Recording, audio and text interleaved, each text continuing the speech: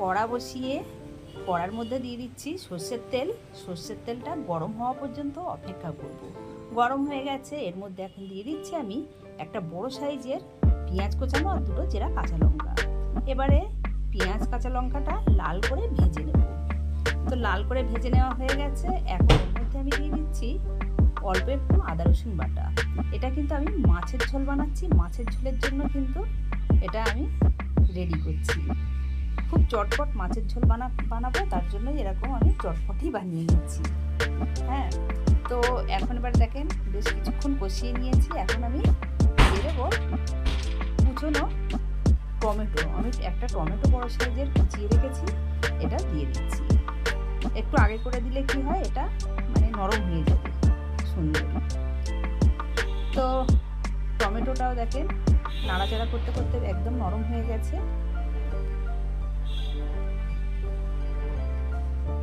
এখন এবারে দিয়ে দিচ্ছি স্বাদ মতো লবণ, দিয়ে দিচ্ছি জিরে গোলমরিচ গুঁড়ো, দিয়ে দিচ্ছি হলুদ গুঁড়ো। এবারে দিয়ে সবগুলো ভালো করে কষাতে থাকবে।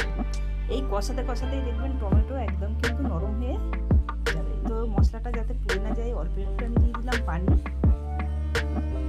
পানিটা দিয়ে এবার খুব ভালো করে কষিয়ে নিচ্ছি।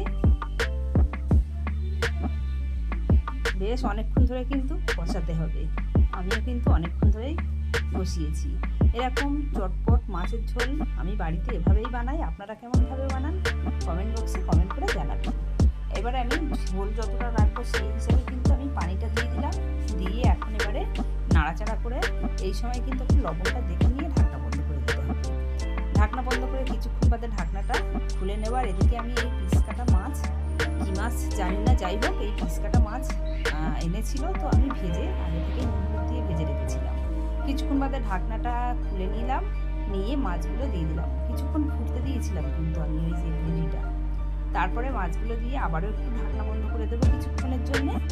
তো কিছুক্ষণের জন্য আবারও ঢাকনা বন্ধ করে দিলাম। তো কিছুক্ষণ বাদে ঢাকনাটা তুলে নিলাম। আমি কিন্তু মাছের ঝোলটা এরকমই রাখবো। তো একটু নাড়াচাড়া করে নিচ্ছি। নাড়াচাড়া করে এখন এর মধ্যে দিয়ে দিচ্ছি ধনে পাতা দিয়ে ঢাকনা বন্ধ করে এখন আমি এটা রেখে দেবো।